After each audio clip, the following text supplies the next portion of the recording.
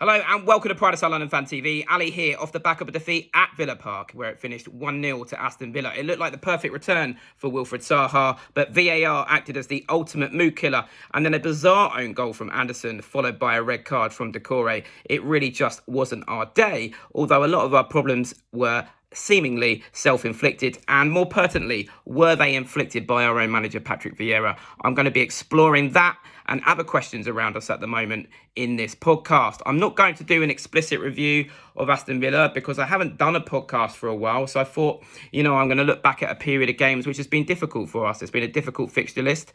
And I'm going to go back as far as Man United and Newcastle at home. That period of Newcastle, Man United and Brighton at home was a difficult fixture list for us to navigate. And you know what? I think it actually, in some sense, showed a new side of Vieira's management. I think he showed an ability to extract results under difficult circumstances. He didn't have Wilfried Zaha available to him for those games. And although in the concourses, when we arrived to the game, we probably weren't always happy to hear some of the team selections, he did what I think he had to do. He took a needs-must approach to that period. And you can't really argue with that period too much because of the results that he yielded. I mean, I think we got draws out of Newcastle, Man United and Brighton. Before that, we probably would have taken that points tally. And then a good performance away at Brentford, where we probably should have taken 3 points. But then it came to the Aston Villa game. And I think everyone there was hoping then for him to go a little bit more adventurous again, to go a little bit more exciting in our approach again. And I think most fans were happy with the team selection when they saw it. And actually, probably I was personally pleasantly surprised. I expected Mateta to be there again, but he brought in Eze, and obviously Wilf returned as well. I thought the only change probably would be Wilf in for Schlupp on that left-hand side. The problem was not the personnel. It was the problem was the manner in which he deployed that personnel. And the one thing I can't get my head around yesterday is Elise being used through the middle after he played so well on the right-hand side against Liverpool. Even Vieira himself said in his post-match press conference after Liverpool that, pointed out how well Elise had played. So to then move Elise back to the middle, I just can't make sense of it at all. I think that's a role, the 10 is a role that Elise can play at some point in his career. He's capable and intelligent enough to play it. But right now, Elise is very, very raw in his attributes. He's got incredible pace. He's got skill. He's got good delivery. And we should be exploiting those attributes. I think right now it's early in his career to be playing around with him. And also, as good as he is, and as good as he can be, he's very early in his Premier League career. He needs to establish some foundations. And I think actually Vieira is doing a disservice to him by tinkering with his position. I don't think he's doing Elise any favours. And I just don't understand it. I think the side would be a lot more balanced if he put Zaha on the left, Elise on the right, and Eze in the 10. Now, with Decore and Lokonga now, we've got a shield, I think, to protect Eze. Whereas if you put Eze on the left, his tracking back's being poor, and if we're truthful, his form's being poor.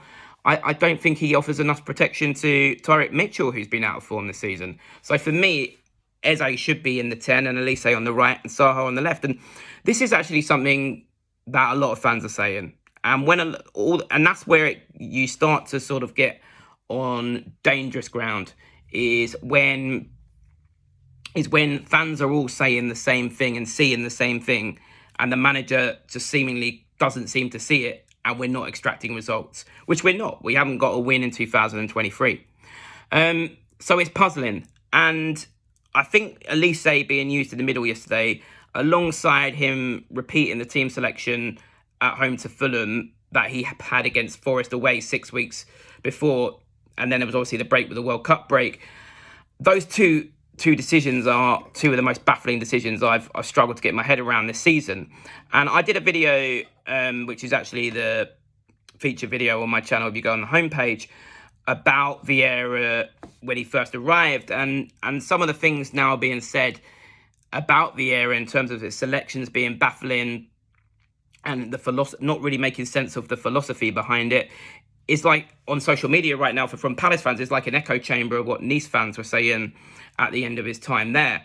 But I do want to make one thing clear, is that I'm not Vieira out. I'm definitely not at that stage, and nor do I think anyone should be right now. We're 12th in the league, so I get some people saying, what are Palace fans even complaining about?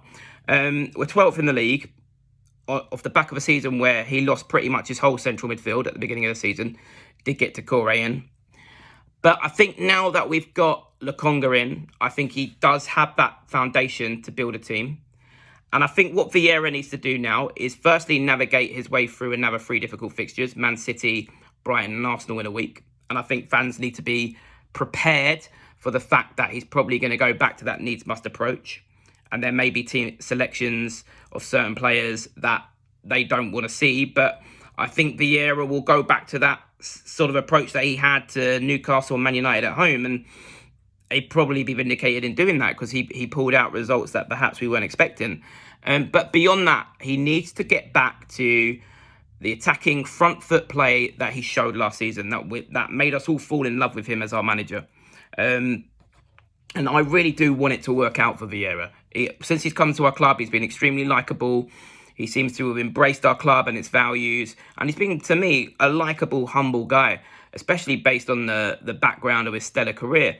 But he does need to answer some of the questions that have been forming through the season from Palace fans, I think, from now until the end of the season. Because what would be good to see is a footprint, a foundation going into next season. And I think the start of that is to start playing players, in, as simple as it sounds, in their correct positions.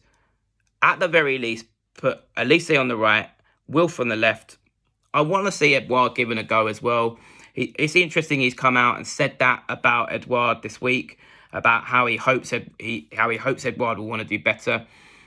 It's always been a bit odd how he's overlooked him in certain games, and maybe there is a bit of personal stuff there. But definitely he's not always been happy with Edouard. And Edouard hasn't been on good form recently, but it's difficult to know how he can play himself into form when he's not given the chance. And there's been other times when Edouard has been in form and not played, and it's been quite odd. So I think as well, I'd like to see Edouard, although this is the thing as well, I don't mind Ayew up front. Actually, yesterday that I was disappointed. I thought the combination was going to be Zaha on the left, Elise on the right, Eze in the 10 and Ayew up front, because Ayew could lead the high press that became so familiar with Vieira's approach in his first season that Conor Gallagher used to lead. I think if he had Ayew up front, he could lead that press and bring that relentlessness through the middle that Gallagher brought. But he's been deploying again Ayew on the right. So I do find some of what Vieira's been doing, like many fans, baffling. But I do really, really hope that he can turn it around. I think, as I said, next 3 games, I don't think we're going to see the front foot approach. I think we're going to see a needs-must approach. But beyond that, he needs to start showing the Vieira of last season. And I really, really hope he does, because, as I said, I think he did really, really well last season. And I think as well, this season has been working in difficult circumstances. So let me know what you think, as always, in the comments below. What do you think? What does Vieira need to do now to turn this around? No wins in 2023. What do you think he needs to do? Does he still have your backing? What does he need to do to change? What would you change about the lineups and the teams and the selections? Because I'm really, really interested in your comments right now, because there's a lot of noise right now on social media about us after that Villa game. Let me know your thoughts. But as I said, I'm still very hopeful that Vieira can turn this around. I don't think we're going down, because I think Wilfried Zaha, for me, ensures safety. Will be interesting is next season when he's gone. You only have to look at Everton without Richarlison, Leeds without Rafinha, and it's quite sobering to look at them without what used to be star players for them. We've got a big, big summer ahead of recruitment that we need to get right, but that's another podcast. But let me know in the comments below your thoughts right now. What does Vieira need to do to turn this around? No wins in 2023.